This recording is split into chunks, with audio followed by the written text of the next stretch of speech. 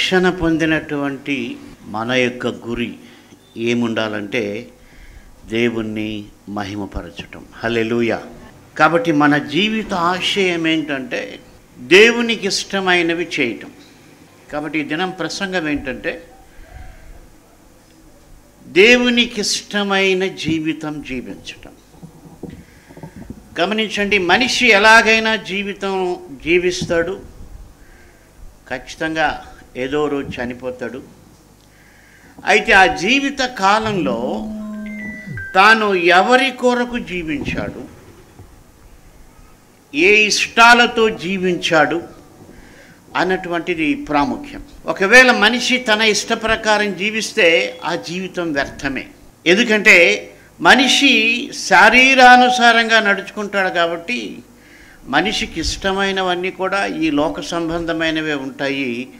మరి అవి అతన్ని దేవుని రాజ్యంలోనికి తీసుకెళ్ళవు.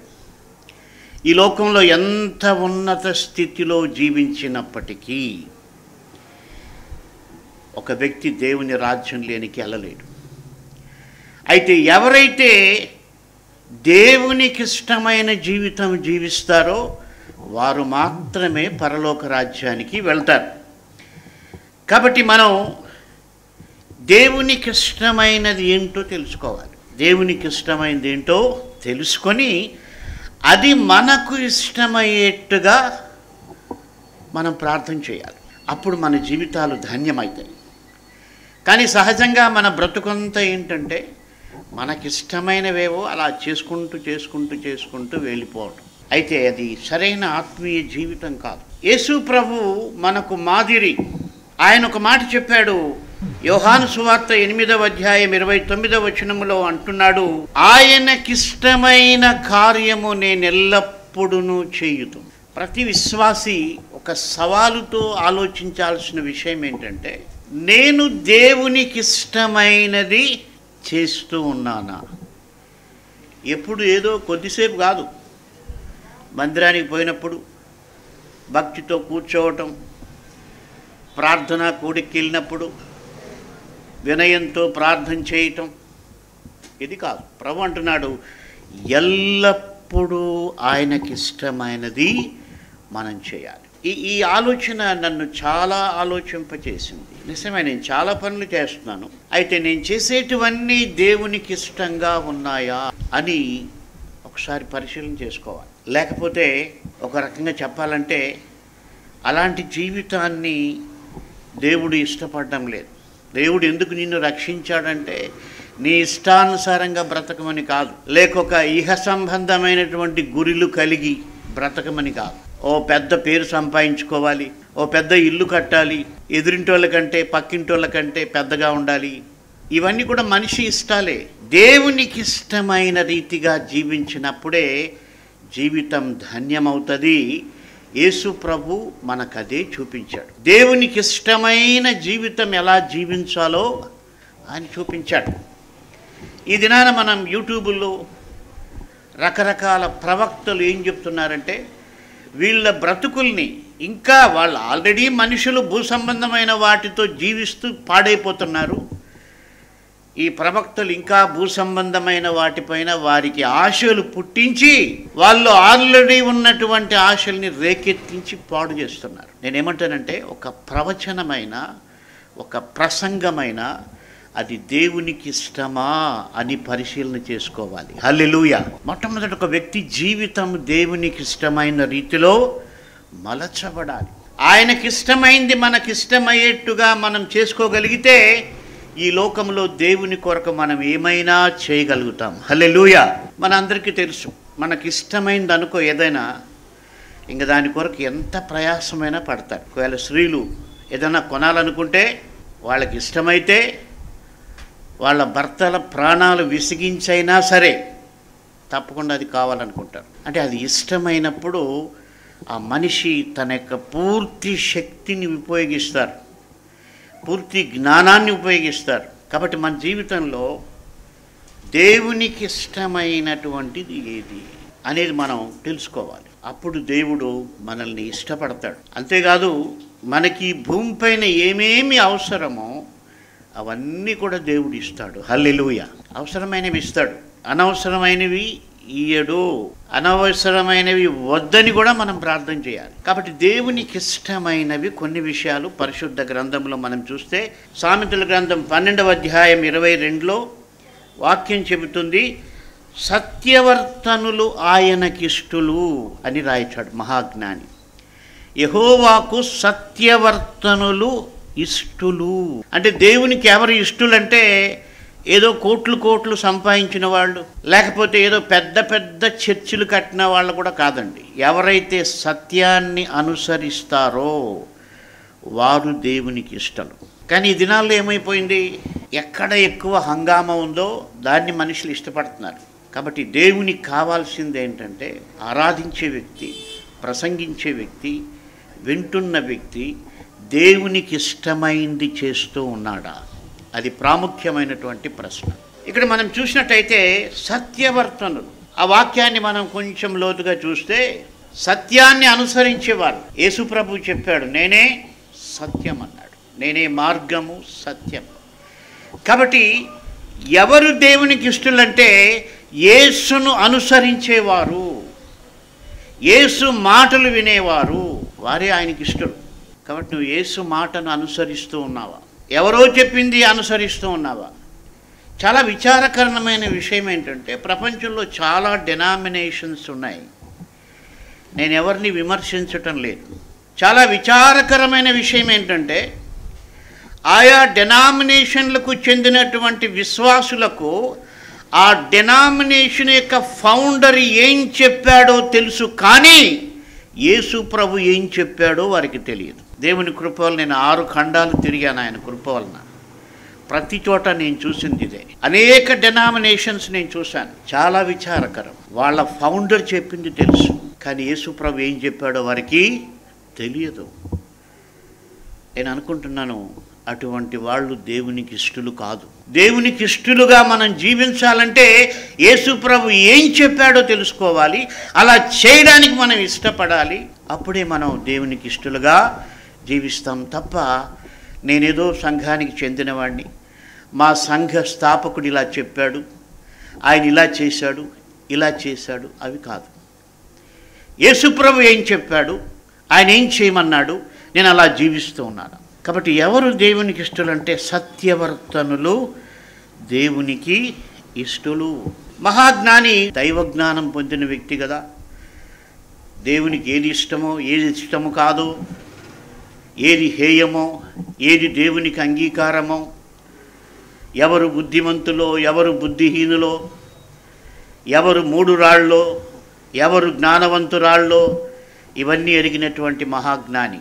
దేవునికి ఇష్టమైనటువంటి వారి విషయాల గురించి మాట్లాడుతూ ఒక 4 విషయాలు మాత్రమే మనం చూస్తాం. మొట్టమొదటి ఆయన అన్నాడు, సత్యవర్తనులు ఆయనకిష్టులు. రెండవది సామెతలు 11:20లో యథార్థముగా ప్రవర్తించువారు ఆయనకిష్టులు.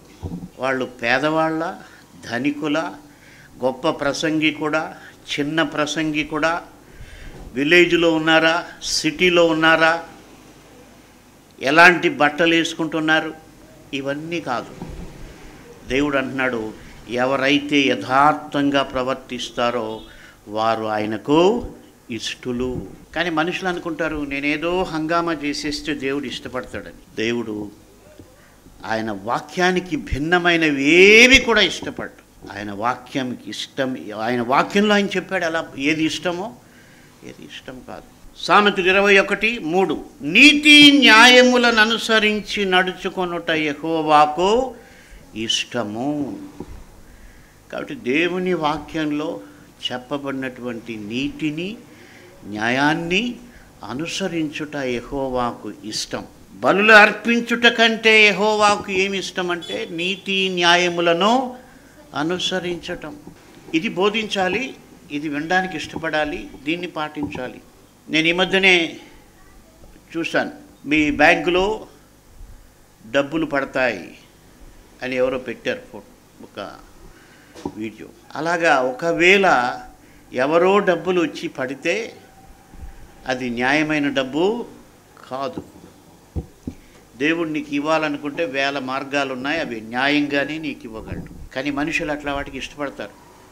నేను ఫలాని ప్రవక్త దగ్గరికి వెళ్తే నా అకౌంట్లో డబ్బులు పడిపోతాయి. నిజంగానే ఒక సంఘటన జరిగింది బెంగళూరులో, నాకు తెలిసిన వాళ్ళు. నేను వాళ్ళ ఇంట్లో ఒక రోజు ఉన్నాను. చాలా ఆశ్చర్యమైన కథ చెప్పారు. సడన్గా వాళ్ళ అకౌంట్లో కొన్ని లక్షల రూపాయలు పడిపోయాయి. అంతకుముందే ఎవరో ప్రవక్త చెప్పారట, ఏమని, మీ అకౌంట్లో డబ్బులు పడతాయని. అప్పుడు దేవుడు ఊహించగలడు, నిన్ను ప్రేమించి న్యాయమైన మార్గంలో ఆయన నీకు సహాయం చేయగలడు. సరే, వీళ్ళు బాగా హ్యాపీగా ఖర్చు పెట్టేస్తారు కొన్ని లక్షల రూపాయలు. తర్వాత బ్యాంకు వాళ్ళు పొరపాటున మీ అకౌంట్లో పడ్డాయి, ఆ డబ్బులు కట్టమని వాళ్ళపైన కేసు పెట్టారు. దాదాపు కొన్ని సంవత్సరాలు వాళ్ళ దగ్గర ఉన్నవన్నీ కడితే కూడా ఇంకా అప్పులు తీరడం లేదు. కట్టకపోతే జైలుకి వెళ్తారు. ఎన్నో కష్టాలు పడ్డారు. అంటే ఏంటి, అక్కడ దురాశను ప్రోత్సహిస్తూ ఉన్నారు. ఏం, దేవుడు ఇవ్వాలనుకుంటే 100 మార్గాలు ఉన్నాయి. అయితే మనిషి ఎందుకు అప్పులు పాలైపోయాడో మొదట పరిశీలన చేసుకోవాలి. చాలామంది అప్పులు పాలు కావడానికి ఏంటంటే దురాశ. ఏదో ఎక్కడి నుంచినో డబ్బు వచ్చేస్తుందంటే దానికోసం డబ్బులు పెట్టడం, ఇక్కడ పెడితే ఎక్కువ డబ్బులు వస్తాయంటే ఆ జూదంలో పెట్టడం, లేకపోతే ఇంకేదో. కాబట్టి మన జీవితంలో మనం చేసేది దేవునికి ఇష్టమైందా కాదా, యథార్థమైనటువంటి ప్రవర్తన మనకు అవసరం. కాబట్టి దేవునికి ఎవరు ఇష్టలు అంటే సత్యవర్తనులు ఆయనకి ఇష్టలు. సత్యం అంటే యేసు ప్రభుని అనుసరించే వాళ్ళు ఆయనకి ఇష్టలు. యథార్థంగా ప్రవర్తించువారు ఆయనకి ఇష్టలు. మూడవది, నీతి న్యాయములను అనుసరించువారు యెహోవాకు ఇష్టలు. నేను చేసేది నీతిగా ఉందా, న్యాయంగా ఉందా అనేది మనం ఆలోచన చేసుకోవాలి. ఎక్కడ అవినీతి ఉందో, ఎక్కడ అన్యాయం ఉందో అక్కడ దేవుడు లేడు. అది యెహోవా కార్యము కాదు, అది మానవ కార్యమే, మనిషి దురాశే. ఎందుకంటే ఆయన నీతిమంతుడు, న్యాయవంతుడు. యెహోవా నీతిని అనుసరించేవాడు, నీతిని ప్రేమించేవాడు. ఆయన న్యాయవంతుడని తెలుసుకోమని బైబిల్లో చెప్పాడు. అది తెలియకనే మనుషులు ఇలాంటి పనులు చేస్తూ ఉన్నారు. కాబట్టి నాలుగవది మనం చూసినట్టయితే సామెతల గ్రంథం 11వ అధ్యాయం 1వ వచనంలో, దొంగ త్రాసు యెహోవాకు హేయము, సరి అయిన గుండు ఆయనకి ఇష్టం. అంటే ఇక్కడ దేవుడు ఏం చెప్తున్నాడంటే సరిగ్గా ఉండాలి. ఈ త్రాసుని ఎందుకు వాడారంటే, ఈ త్రాసు అనేది చాలా దొంగగా తూకాలు వేయడానికి ఉపయోగపడేది త్రాసే. ఆ రోజుల్లో ఎలక్ట్రానిక్ లేనప్పుడు వాళ్ళు ఏదో త్రాసు కింద అయస్కాంతం పెట్టి ఒక పక్క ఒరిగిపోయేట్టుగా చేస్తారు. కేజీకి 10 పళ్ళు తూగాల్సిన తోట 8 పళ్ళు తూగేట్టుగా పెడతారు. ఈరోజు ఎలక్ట్రానిక్ అయినా కూడా దానికి కూడా సెట్ చేసి పెట్టింటారు. నువ్వు కేజీ కూరగాయలు కొంటే నీకు దాదాపు ఒక 800 గ్రాములే వస్తాయి. ఎందుకంటే త్రాసులో మోసం చేసేటువంటి పరిస్థితి ఉంది. ఇక్కడ సరి అయిన త్రాసు, సరి అయిన గుండు ఆయనకి ఇష్టం. ఏమాత్రం కూడా బ్యాలెన్స్ తప్పకూడదు, ఏమాత్రం కూడా తప్పకూడదు. అయితే మనిషి జీవితంలో అన్నీ కూడా తప్పుడు పనులే, అన్నీ కూడా తప్పుడు పనులు చేయడానికి ఇష్టపడతారు. తప్పుడు త్రాసులే, తప్పుడు లెక్కలే, తప్పుడు ఆలోచనలే, తప్పుడు ప్రయత్నాలే, తప్పుడు బుద్ధులే. ఇవేవి దేవునికి ఇష్టం కాదని ఒక మనిషి గ్రహించాలి. వారు ఎంత పెద్దవారైనా తప్పులు చేస్తే అది యెహోవా అంగీకరించడు. అయితే ఇక్కడ ఒక విషయం చెప్పాలి. కొన్నిసార్లు మనుషులు వాళ్ళకిష్టమైనవి దేవునికి ఇష్టమైనవి అనుకుంటారు. అందుకే అలాంటి వీడియోలు పెరిగిపోతున్నాయి, అలాంటి బోధకులు పెరిగిపోతున్నారు, అలాంటి విశ్వాసులు పెరిగిపోతున్నారు. నేనేం చెప్తున్నానంటే, నీకిష్టము కావచ్చు, కానీ దేవునికి అది ఇష్టమా? అది ప్రశ్న. దేవునికి అది ఇష్టంగా ఉండాలంటే అందులో సత్యం ఉండాలి, అందులో యథార్థత ఉండాలి, అందులో నీతి ఉండాలి, అందులో న్యాయం ఉండాలి, అది సరైనదిగా ఉండాలి. 2 సందర్భాలు పరిశుద్ధ గ్రంథంలో చూస్తే సాక్షాత్తు యేసు ప్రభు యొక్క శిష్యులే వాళ్ళు ఇష్టపడ్డారు, కానీ అయితే వాళ్ళు ఇష్టపడింది దేవునికి ఇష్టం లేదు. 2 సందర్భాలు చూస్తే లూకా సువార్తలో 9వ అధ్యాయం 54లో యాకోబు యోహాను ఏమంటున్నారంటే, ఆకాశము నుండి అగ్ని దిగి వీరిని నాశనము చేయనట్లు మేము ఆజ్ఞాపించుట నీకు ఇష్టమా అని అడుగగా, అంటే వీళ్ళకి ఇష్టమైపోయింది. వీళ్ళకి ఇష్టమైంది ఏంటి? ఆకాశము నుండి అగ్నిని పంపించి ఆ యొక్క పట్టణాన్ని నాశనం చేయడం వీళ్ళకి ఇష్టమైంది. అందుకే దేవుణ్ణి వీళ్ళు అడుగుతున్నారు, నీకు ఇష్టమా అని అడిగారు. కాబట్టి శిష్యుల్లో ఉండాల్సిన ఒక ప్రత్యేకత ఏంటంటే ఇది ఉండాలి. నీకు ఇష్టం కావచ్చు, వాళ్ళకైతే ఇష్టమైంది, కానీ వాళ్ళు దేవుణ్ణి అడిగారు, ప్రభువా మాకైతే ఈ క్షణంలోనే ఆకాశం నుండి అగ్ని కురిపించి దీన్ని నాశనం చేయాలంది, అయితే నీకు ఇష్టమా అని అడిగితే ప్రభు వారిని గద్దించాడు. మీరు ఎంత బుద్ధి లేని పని చేస్తున్నారు అని వారిని హెచ్చరించాడు. మనుష్య కుమారుడు నాశనం చేయడానికి రాలేదు. అంటే అక్కడ వాళ్ళకి ఇష్టమైంది ఎంత నీచమైందంటే, లేకపోతే వాళ్ళకి ఇష్టమైంది దేవునికి ఎంత వ్యతిరేకం అంటే, యేసుప్రభువేమో ఆ పట్టణాన్ని రక్షించాలనుకుంటుంటే వీళ్ళేమో ఆ పట్టణాన్ని నాశనం చేయాలని అనుకుంటూ ఉన్నారు. ఎంత వ్యాస్ట్ డిఫరెన్స్! ఎందుకంటే వాళ్ళ కోపం వచ్చింది, ప్రభువును వాళ్ళు యాక్సెప్ట్ చేయలేదని వాళ్ళ కోపం వచ్చి దాన్ని నాశనం చేస్తామనుకున్నారు. అంటే అక్కడ వాళ్ళకి ఇష్టానికి కారణం ఏంటి? వాళ్ళ యొక్క శరీరం, వాళ్ళ యొక్క శరీర సంబంధమైన మనస్సు వారికి అలాంటి ఇష్టాన్ని పుట్టించింది. చాలాసార్లు మనుషులకు ఇష్టమయ్యేటివన్నీ ఇలాగే ఉంటాయి. వాడి శరీరం ఆశిస్తుంది, లేకపోతే వాని మనస్సు కోరుకుంటుంది. అయితే అవి దేవునికి చాలా విరోధమని నీవు బాగా వాక్యం తెలుసుకుంటేనే నీకు అర్థమవుతుంది. ఇంకో సందర్భంలో మత్తయి సువార్త 17:4 అప్పుడు పేతురు, ప్రభువా మనం ఇక్కడ ఉండుట మంచిది, నీకు ఇష్టమైతే ఇక్కడ నీకు ఒకటియు, మోషేకు ఒకటియు, ఏలియాకు ఒకటియు 3 పర్ణశాలలు కట్టుదునని యేసుతో చెప్పాను. ఈయనకి ఇష్టమైపోయింది పేతురికి. బ్రహ్మాండమైన క్లైమేటు, ఆ కొండపైన ఆ ప్లెజెంట్ లుక్ చూసి ఇక్కడ ఒక ఇల్లు కట్టుకుంటే మంచిదని ఆయనకు అనిపించింది. ఆయనకి ఇష్టమైంది. అయితే యేసు ప్రభు వాళ్ళకు ఒకటి నేర్పించాడు. ఏంటి? నీ చిత్తమైతే అనే ఒక ప్రార్థన నేర్పించాడు. హల్లెలూయా! అందుకే వీళ్ళ మాట అడుగుతున్నారు. యాకోబు యోహానులు అదే అడిగారు. వాళ్ళకి ఇష్టమైనా కూడా, ప్రభువా నీకు ఇష్టమా అని అడిగారు. ఇక్కడ పేతురు కూడా ఆయనకు బాగా నచ్చింది, చాలా బాగా నచ్చింది.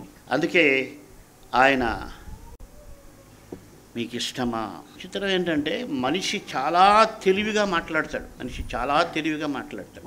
ఇక్కడ పేతురు అడిగింది తన కొరకు అడగలేదు, యేసుప్రభు కొరకే అని అడిగాడు. అయితే ఆయన ఉద్దేశం ఏంటి? యేసుప్రభు ఒకటి కట్టుకుంటే ఆయన కూడా వాళ్ళతో పాటు ఉండొచ్చు. అంటే స్వార్థము కనపడకుండా కూడా చక్కటి ప్రార్థన చేస్తున్నాడు. యేసుప్రభు కట్టుకుంటే ఇంకా వాళ్ళు ఆయనతో ఉంటారు కాబట్టి ఆయనతోనే ఉండొచ్చు. ఇష్టమైంది, చాలా బాగా ఇష్టపడ్డారు. ఎవరు? ఆ పట్టణాన్ని నాశనం చేయడానికి వాళ్ళిద్దరూ ఇష్టపడ్డారు. ఈ కొండపైన ఇల్లు కట్టుకోవడానికి ఇల్లు ఇష్టపడ్డారు. అయితే ఈ రెండు దేవుని చిత్తములో లేవు. హల్లెలూయా! ఎందుకంటే అవి దేవునికి ఇష్టమైంది కాదు. యేసుప్రభు ఆ రూపాంతరపు కొండపైన ఇల్లు కట్టుకుంటే ఆయన తిరగాల్సినటువంటి ప్రదేశాలకి వెళ్ళలేడు. లేక దేవుని చిత్తం ఆయన ఎన్నో ప్రాంతాల్లో ఆయన సంచరించాల్సి ఉంది. కాబట్టి మన జీవితంలో మనం నేర్చుకోవాల్సింది ఏంటంటే, దేవునికి ఇష్టమా? ఆయనకి ఇష్టమైతే మంచిదే. అందుకే అక్కడ పేతురు అన్నప్పుడు వెంటనే ఒక మాట మనం చూస్తాం. ఇక్కడ నేను ఇంకా ఏదో మాట్లాడాలనుకుంటున్నాడు, అంటే ఇంకా ఆయన వర్ణించబోతున్నాడు. చాలా బాగుంటుంది, ఎక్సలెంట్గా ఉంటుంది, బ్యూటిఫుల్గా ఉంటుంది. ఏదో ప్రభువుని కన్విన్స్ చేయడానికి ట్రై చేస్తున్నాడు.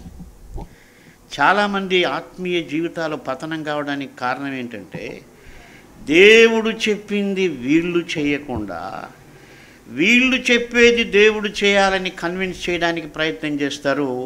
అక్కడే ఆత్మీయ పతనం ప్రారంభమవుతుంది. దేవుడు చెప్పింది మనం చేయాలి. హల్లెలూయా! ఇంకా ఏదో మాట్లాడుతున్నాడు పేతురు, ఏదో చెప్పాలనుకున్నాడు. బహుశా ఆ రోజే గుడారం వేసేద్దాం అనుకున్నాడు.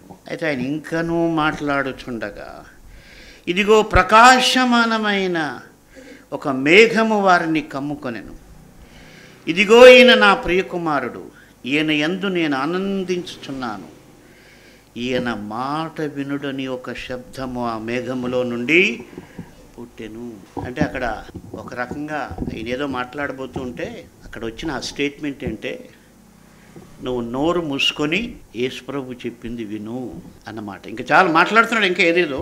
అయితే ఆ మేఘంలో నుంచి ఒక శబ్దం వచ్చింది, ఈయన నా ప్రియకుమారుడు, ఈయన యందు నేను ఆనందిస్తున్నాను, కాబట్టి ఈయన చెప్పింది వినండి.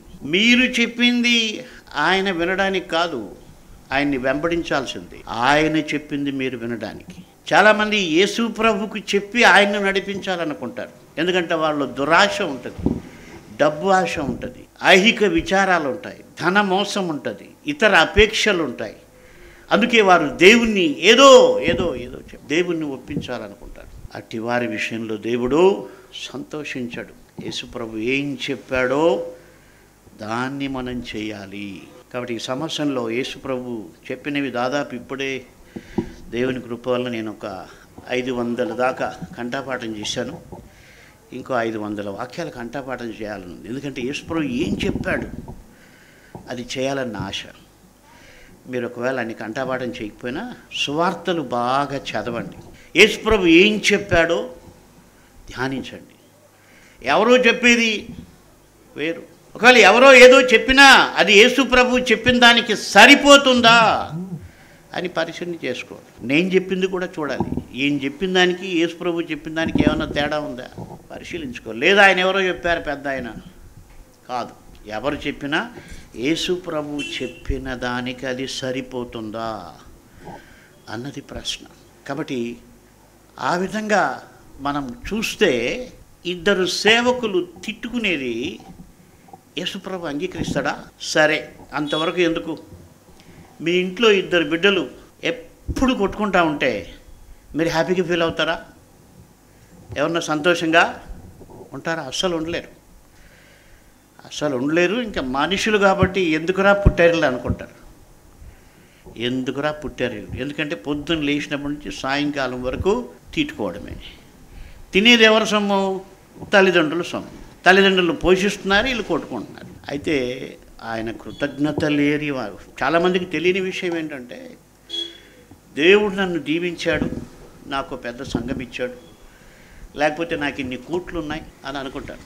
కానీ బైబిల్ ఏం చెప్తుందంటే, దేవుడు ఎంత కనికరం గలవాడంటే ఆయన కృతజ్ఞత లేని వారికి కూడా సహాయం చేసే దేవుడు. కాబట్టి ఒకవేళ దేవుడిని దీవించాడంటే ఆయన కనికరాన్ని బట్టి దీవించుండొచ్చు. అయితే నీకున్నది, నువ్వు చేస్తున్నది దేవుని కొరకు చేస్తూ ఉన్నావా? యేసయ్యను మహిమపరుస్తూ ఉన్నావా? ఆయన మాటను అనుసరిస్తూ ఉన్నావా? అది ప్రశ్నించుకోకపోతే జీవితం వ్యర్థం. అపవాది మోసం చేసేసింది. వాడు ఆది నుండి మోసం చేస్తూనే ఉన్నాడు. ఏదో ఒక రకంగా మనుషులు నొప్పిస్తాడు. కరెక్ట్, నువ్వు ఆయన్ని ఖండించాలంటాడు. నువ్వు ఆయన్ని ఖండించాలి, తిట్టాలి, ఒక వీడియో పెట్టాలి. కాబట్టి మన జీవితంలో దేవునికి ఇష్టమైంది మనం చేయాలి. కాబట్టి మనం ఆయనకి ఇష్టలుగా జీవించినట్టయితే ఇంకా మనకి ఏ కొదవ కూడా ఉండదు. ఆయనే అన్నీ కూడా చేస్తాడు. మనం ఏం కోరుకోవాలో కూడా ఆయనే బోధిస్తాడని బైబిల్లో ఉంది. మనం ఆయనకు అనుగుణంగా జీవిస్తే ఏం కోరుకోవాలో కూడా ఆయన బోధిస్తాడు. ఆయనలో ఎదగాలని ఆశిస్తే మనకు ఆయన సహాయం చేస్తాడు. తల్లిదండ్రులు వాళ్ళ అమ్మాయిని తీసుకుని వచ్చారు. వాళ్ళ పరిస్థితి ఏంటంటే, వాళ్ళ ఫాదర్ కూడా ఇలాగే ఎవరో డబ్బులు ఎక్కువ ఇస్తారని 11 లక్షలు కట్టేసి మోసపోయాడు. ఆ తర్వాత వాళ్ళు ఫోన్ ఎత్తలేదు. వీళ్లకు కూతుర్ని డాక్టర్ చేయాలని చాలా ఆశ. అందుకని బి క్లాస్లో, అంటే దాదాపు 11-12 లక్షలు కట్టాలి సంవత్సరానికి. ఆ కేటగిరీలో ఏదో అప్పు సప్పు చేసి కట్టారు. అయితే ఆ అమ్మాయి ఫస్ట్ ఇయర్లో జాయిన్ అయింది. నా వల్ల కాదంటుంది. ఎందుకంటే ఆమెకి ఇష్టం లేదు. తల్లిదండ్రులు చాలా బాధపడుతున్నారు. ఎందుకంటే ఆల్రెడీ 11 లక్షలు పోయినాయి. ఇంక ఈ అమ్మాయి చదువు మానేస్తే చాలా కష్టం. సో వాళ్ళు ఎలాగో నా ప్రోగ్రాం ఎక్కడో వాక్యం చెప్పడం చూశారనుకుంటా, వచ్చారు. వస్తే ఆ అమ్మాయిని కూర్చోబెట్టి నేను ఏం చెప్పానంటే, అమ్మ, పొరపాటు జరిగింది, ఒక రాంగ్ డెసిషన్ నువ్వు తీసుకున్నావు, మీ ఇంట్లో వాళ్ళు తీసుకున్నారు, మీ డాడీ డబ్బులు 11 లక్షలు నష్టమైపోయింది. చాలా విచారకరం. అయితే వాళ్ళకి నేను కంఫర్ట్ చేయడానికి ఒక మాట చెప్పాను. మీ డాడీ ఒకవేళ 11 లక్షలు పోగొట్టుకోకపోయి ఉంటే మీరు కూడా భవిష్యత్తులో ఒకవేళ ₹1,00,00,000 పోగొట్టుకునే స్కామ్లో ఇరుక్కొని ఉంటారేమో. ఇప్పుడు జీవితంలో మీరు అలాంటి పని చేయరు. కాబట్టి పోయింది. అయితే ఇప్పుడు నీవు ఈ కోర్సు మానేయద్దు. నీ కష్టమని తెలుసు. అయితే దేవుని వాక్యంలో ఒక వాక్యం మా అమ్మాయితో చదివించాను. మనం కౌన్సిలింగ్లో 100 మాటలు చెప్పచ్చు, కానీ ఒక్క వాక్యం చాలు. ఆ అమ్మాయితో చదివించాను. 61వ కీర్తన 1వ వచనం. దేవా, నా మొర్ర ఆలకింపుము, నా ప్రార్థనకు చెవియొక్కుము. నా ప్రాణము తల్లడిల్లగా భూదిగంతముల నుండి నీకు మొర్రపెట్టుచున్నాను. నేను ఎక్కలేనంత ఎత్తైన కొండపైకి నన్ను ఎక్కించు. అమ్మా, ఇక్కడ భక్తుడు అంటున్నాడు, తన ముందు ఒక కొండ ఉంది, ఆయన ఎక్కలేడని తెలిసిపోయింది. అందుకే ప్రాణం తల్లడిల్లుతూ ఉంది. కాబట్టి నువ్వు అదే స్థితిలో ఉన్నావు. నీవు చదవలేనంత చదువు నీ ముందు ఉంది, అందుకే నీ ప్రాణం తల్లడిల్లుతూ ఉంది. అక్కడ భక్తుని పరిస్థితి అదే. అయితే ఆయనకు ఒకటి తెలుసు, ఏంటంటే నేను ఎక్కలేకపోయినా నన్ను ఎక్కించగల శక్తి నా దేవునికి ఉంది. హల్లెలూయా. కాబట్టి ఆయన నన్ను ఎక్కిస్తాడని నమ్మకం. కాబట్టి ఒకవేళ మనం ఆత్మ సంబంధంగా ప్రభా నేను ఆత్మీయంగా ఎదగాలని అనుకున్నప్పుడు అపవాదం వచ్చి నీకు చెప్పచ్చు, అది నీ వల్ల కాదు. అయితే మన నమ్మకం ఏంటి? నేను కాదు, మనం కాదు, నన్ను ఆయన నడిపించగలడు. కాబట్టి దేవునికి ఇష్టమైన జీవితం జీవించే సామర్థ్యం మనుషులకు అసాధ్యం. అయితే దేవునికి సమస్తం సాధ్యం. కాబట్టి మనం దేవునికి ఇష్టమైనటువంటి బిడ్డలుగా జీవించడానికి ప్రార్థన చేస్తే దేవుడు సహాయం చేస్తాడు. ఆయనకి ఇష్టం కాని దూరపరుస్తాడు. నా జీవితంలో నేను నేర్చుకున్నది అదే. ఏది కూడా కానే కావాలని అడగడం చాలా తప్పు. నీ చిత్తమైతే, నీకు ఇష్టమైతే అప్పుడు దేవుడు జోక్యం చేసుకుంటాడు. ఆయన చిత్తం ఏది కాదో అది దూరం పెట్టేస్తాడు. ఆయనకి ఇష్టమైంది చేసేదానికి మనకు మనసిస్తాడు, సామర్థ్యాన్ని కూడా కల్పిస్తాడు. అలాగున్న దేవునికి ఇష్టమైన జీవితం జీవించుటకు ప్రభు మనకు సహాయం చేయనుగాక. ప్రార్థించుకుందాం. దయగల ప్రభువా, మిమ్మల్ని స్తుతిస్తున్నాము తండ్రి. అవును నాయనా, మేము యేసు ప్రభు చెప్పినట్టు జీవించాలి. ఆయన మా కొరకు ప్రాణం పెట్టి మరణము జయించి తిరిగి లేచాడు. మేము ఆయన కొరకు జీవించాలంటే ఆయన మాట చొప్పున మేము జీవించాలి. ఆయనకి ఇష్టమైంది మేము చేయాలి. చాలా కాలం మాకు ఇష్టమైంది మేము చేసాం, అయితే అందులో నెమ్మది ఉండదు. మీకు ఇష్టమైంది చేయడానికి మాకు నేర్పించండి. నేను సాత్వికుడును దీన మనస్సు గలవాడనని మీరు చెప్పారు. మీ యొద్ద నేర్చుకోమన్నారు, మాకు నేర్పించండి. మీకు ఇష్టమైంది ఏదో తెలుసుకోవడానికి మాకు నేర్పించండి. మీ లేఖనములో పరిశీలించుటకు, ధ్యానించుటకు సహాయం చేయండి. ఆ ప్రకారం జీవించుటకు కూడా మీరే సహాయం చేయమని సమస్త ఘనతాస్తుతి మహిమలు మీకే చెల్లిస్తూ ఉన్నాం. మేము ఎక్కలేనంత ఎత్తైన కొండపైకి మీరు మమ్మల్ని ఎక్కించగలరు. మా చేత కానిది మీరు మా ద్వారా చేయించగలరు. అయితే అది మీ మహిమ కొరకే. అట్టి కృప ఈ మాటలు వింటున్న వారిపై మీరు ఉంచి, ఇదిగో వ్యర్థమైన వీడియోలు చూడకుండా, వ్యర్థమైన వాటిని అనుసరించకుండా మీ వాక్యమును సమయం గడపడానికి సహాయం చేయమని, వారిలో ఉన్న ఆ యొక్క వ్యర్థమైన వాటిపైన ఆసక్తిని తీసివేయమని, మీ వాక్యం పట్ల ఆసక్తిని పుట్టించుమని యేసు నామమున ప్రార్థిస్తున్నాము తండ్రి. ఆమేన్.